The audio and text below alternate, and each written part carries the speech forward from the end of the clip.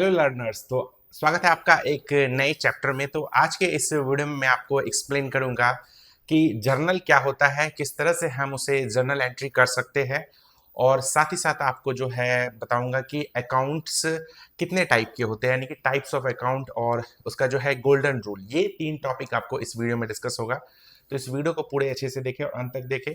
तो थोड़ा सा मैं आपको बिफोर जो है आपको स्क्रीन पे ले जाने से पहले मैं आपको बताता चलूँ कि जो जर्नल होता है बेसिकली वो, अगर आप बुक कीपिंग मेथड जिसको बोलते हैं उसी को ही जर्नल बोलते हैं। अगर मैं कोई भी ट्रांजेक्शन अगर मैं इस तरह के कॉपी में अगर लिखता हूँ तो उसे ही हम लोग जर्नल कहते हैं, अगर आसान शब्दों में हम समझे तो। अब जैसे कि मैंने आपको स्टार्टिंग में भी बताया था कि जर्नल को लिखने का एक तरीका होता है, यानी कि हम उसे जो लिखते हैं उसे एक तरीके से लिखते हैं, एक मेथड से लिखते हैं, ताकि दोबारा हमें डेटा एक्सट्रैक्ट करना पड़े तो एक तरीके से ही एक्सट्रैक्ट हो और ईजिली हो जाए। तो चलिए वो तरीका समझते हैं स्क्रीन पे कि किस तरह से हम लोग जर्नल को लिखते हैं। तो बढ़ते हैं वीडियो में। बाकी आपको अगर थोड़ा सा भी कोई डाउट हो तो आप वीडियो को दोबारा देखें, और चैनल पर नहीं हो तो चैनल को जरूर सब्सक्राइब कर ले इसी तरह के वीडियोस देखने के लिए। तो जर्नल एक सिस्टमैटिक तरीका है, यानी कि आप अपने ट्रांजैक्शन को एक अच्छे तरीके से रिकॉर्ड कर सकते हो और लिख सकते हो, ताकि आपको ज़रूरत पड़ने पे आप उसे जो है डेटा को एक्सट्रैक्ट कर सको।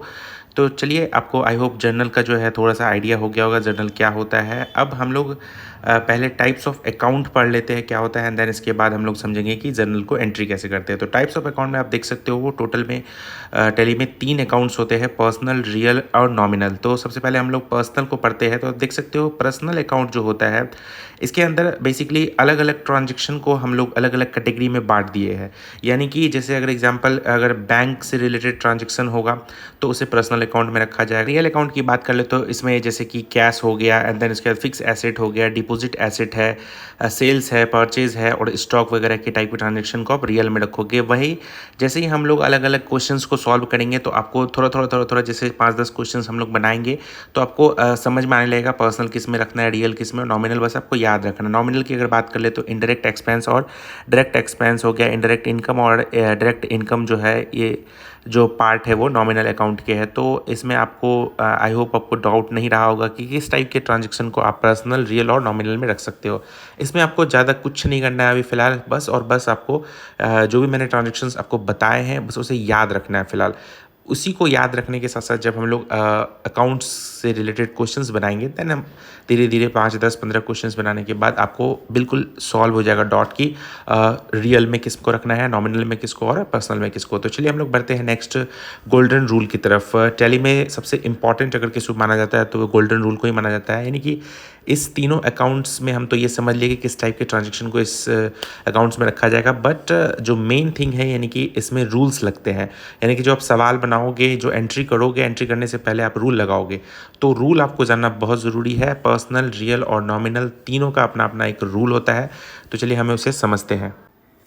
तो गोल्डन रूल की बात कर ले तो पर्सनल अकाउंट का जो रूल होता है वो डेबिट फॉर रिसीवर और क्रेडिट फॉर गिवर होता है। तो इसे बस आपको याद रखना है। मैं थोड़ा सा आपको समझाता चलूँ तो डेबिट में बेसिकली किसको रखना है, अगर हमें कुछ प्राप्त हो रहा है, यानी कि अगर कुछ रिसीव हो रहा है पर्सन को, यानी कि एज अ कंपनी आप अगर सोचो कि अगर आपको कुछ रिसीव हो रहा है तो उसे हम लोग किस में रखेंगे, डेबिट में, और अगर दे रहे हैं तो फिर हम लोगों को क्रेडिट में। वहीं अगर रियल अकाउंट की बात कर ले तो डेबिट में किसे रखना है, व्हाट कम्स इन, यानी कि कुछ आ रहा है तो आपको क्या किस में रखना है, डेबिट में, और क्रेडिट में किसको रखना है, व्हाट गोज आउट, यानी कि जो जा रहा है हमें। ठीक है, बस आप याद रखना है बस। इसके बाद जैसे ही मैं आपको ट्रांजेक्शन बनाऊंगा तो आपको सारा क्लियर हो जाएगा, तो आपको घबराना नहीं है। टैली में बहुत बच्चे यहीं स्टार्टिंग में घबरा जाते हैं तो आपको टैली हार्ड लगने लगता है। वहीं नॉमिनल में जो है debit for all expenses and loss, यानी कि डेबिट में उसे रखना है जो हमें जा रहा है। ठीक है, on credit all income and gains. तो आपको बस ये तीनों रूल को एकदम माइंड में याद रखना है।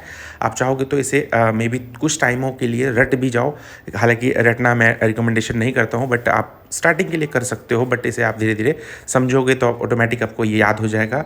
तो आज की क्लास में बस इतना ही रहने देते हैं और आप इस रूल्स को याद रखेंगे, देन इसके बाद हम लोग एंट्री करना सीखेंगे।